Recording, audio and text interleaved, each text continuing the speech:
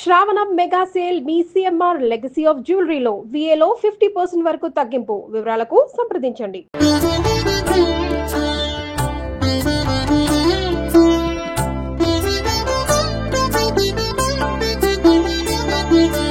Suman TV ప్రేక్షకులందరికీ నమస్కారం. రమ్మ గారు ఏం చేస్తున్నారు? చక్కెర పొంగల్ చేద్దాం జయ. లాస్ట్ టైం మనం కుక్కర్ లో పెట్టి పాకం వేసేసి సింపుల్ గా ఈజీగా చేసాం. అవును, ఇప్పుడు సింపుల్ గా కాదు, కాంప్లికేటెడ్ గా చేసుకుందాం. మనం ముందు స్టవ్ వెలిగించి ఓ చిన్న ప్యాన్ లాంటిది ఏదైనా పెట్టి మనం ఓ కప్పు బియ్యంతో చక్కెర పొంగల్ చేయాలంటే పావు కప్పు పెసరపప్పుని దోరగా వేయించుకోవాలి. ఓకే, ఉట్టిగా వేయించుకోవటమేనండి? ఒట్టిదే వేయించుకోవాలి. ఇది కొంచెం ముదురు రంగులో వేగితేనే ఈ వాసన చాలా బాగుంటుంది. పప్పు విరిబడి ఉడుకుతుంది, అన్నానికి ఫ్లేవర్ని తెస్తుంది అనమాట.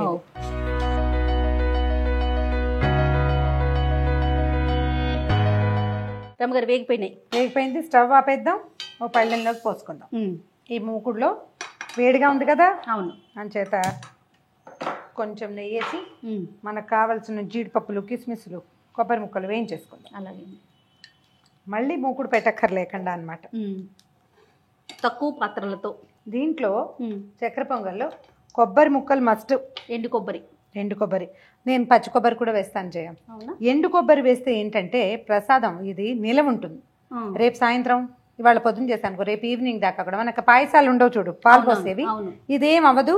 ఎండు కొబ్బరి వేస్తే 100% రేపు ఎల్లుండి పొద్దుటి దాకా బాగుంటుంది. కొబ్బరి పచ్చిదైతే రేపు మధ్యాహ్నానికే కొంచెం పరిగెడతానంటుంది. ఆ పని చేయకుండా జీడిపప్పులు, కాసిన కిస్మిస్లు, మనకి పదార్థాన్ని బట్టి, తర్వాత మనకు కావలసిన ఎండు కొబ్బరి ముక్కలు కూడా.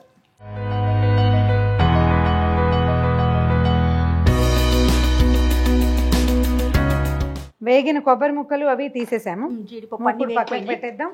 మనం వండుకోవడానికి పెట్టుకున్నటువంటి ఇత్తడి గిన్నె పెడదాం. మనం కప్పు రైస్ పెట్టుకుందాం అనుకున్నాం కదా. అవునండి.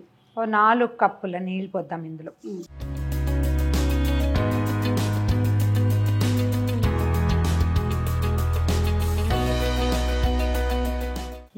ఈ 4 ఎందుకంటే జనరల్గా బియ్యానికి ఎప్పుడు 1కి 2. అవును, కానీ మనం విడిగా వండుకునేటప్పుడు ఖచ్చితంగా 1 గ్లాసు ఎక్స్ట్రా వేసుకోవాలి.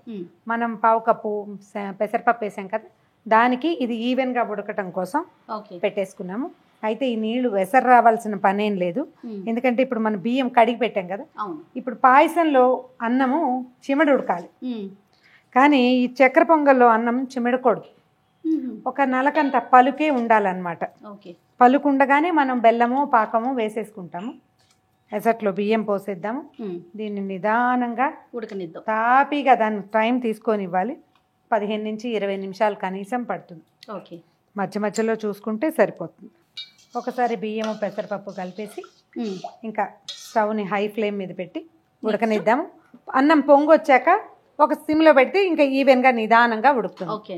ఇది అయ్యాకే మనం తర్వాత ప్రాసెస్. రైట్. ఇంకా చిన్న బిరుసుంది. అవును, ఇలా మనం కుక్కర్లో ఒకవేళ వండుకున్నాం అనుకోండి, శుద్ధగా చేసుకోకూడదు.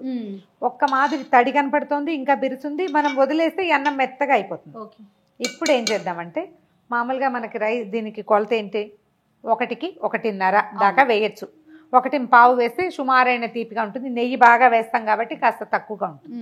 మనం ఇలా విడగా వండుకునేటప్పుడు సగం పంచదార వేసుకోవాలి. అప్పుడు ఇదేమవుతుందంటే, మనం చేసిన తర్వాత 1 గంటకి బెల్లం వేసింది టంగుమని బిగిసిపోతుంది. బిగవకుండా అని మనం క్యాప్షన్ పెడతాం, కానీ 100% బెల్లం వేస్తే బిగుస్తుంది. పంచదార వేసుకోవాలి. పాకం పట్టినప్పుడు కూడా అలా చేయొచ్చు. ముందు ఒక 1/2 కప్పు పంచదార పోసేద్దాం. పంచదార వేసేసరికల్లా ఏమవుతుందంటే, ఇమీడియట్గా వేడికి కరిగిపోతుంది, లూజ్ వచ్చేస్తుంది.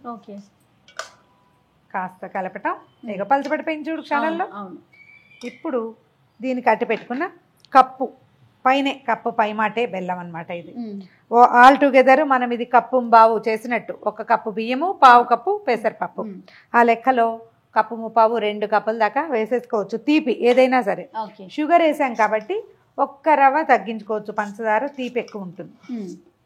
ఇప్పుడు తాపీగా ఈ బెల్లంతో పాటు అన్నాన్ని ఉడకనివ్వాలి.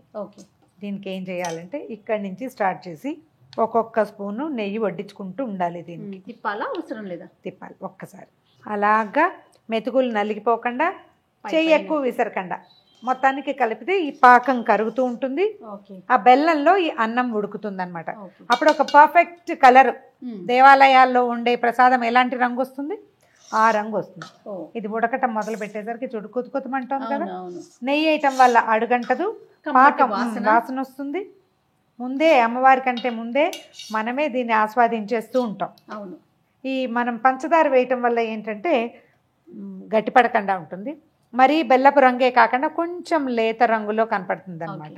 షుగర్ వద్దు అని అనుకునే వాళ్ళు దాన్ని మానేసి దాని బదులు బెల్లమే వేసుకోవచ్చు.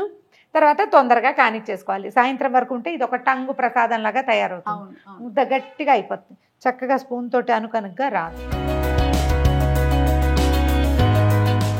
బెల్లం ముక్కలు కరుగుతున్నాయి చూడు, వేడి అన్నం కదా, కరిగిపోతుంది, లూజ్గా వస్తుంది. మనం ఏ లూజ్లో దింపుతామో అదే లూజ్లో ఉండిపోతుంది.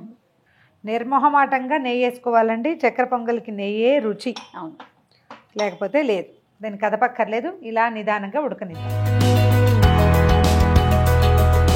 అయిపోయింది చేయ చూడు. అవునండి. గిన్నెకి అంటుకోకుండా వస్తుంది. తర్వాత చూడు ఎంత బాగుందో కలర్. ఓకే, ఈ స్టేజ్లో స్టవ్ ఆపేద్దాము. తర్వాత ఏమో జీడిపప్పులు, కిస్మిస్లు, కొబ్బరి ముక్కలు అన్నీ పెట్టుకున్నాం కదా వేయించి, ఇవి వేసేద్దాము. మీకు ఇంకా చేతి కొద్ది కావాలంటే నేను చక్కగా వేసుకోవచ్చు. మరి కాసిని ఒక 7-8 ఏలక్కాయలు పొడి చేసి పెట్టాము, ఆ ఏలక పొడి వేసేద్దాము. ఇప్పుడు మనం ఏ కన్సిస్టెన్సీలో తీస్తున్నామో ఒక్క రవ్వ చిక్కబడుతుంది, చాలా కొంచెము, అంటే చల్లారడం వల్ల ఇలాగే ఉంటుంది సాయంత్రం దాకా. ఇందులో వేసిన పంచదార వల్ల చక్కెర పొంగల్కి ఫైనల్ టచ్ ఏంటంటే పచ్చకర్పూరం.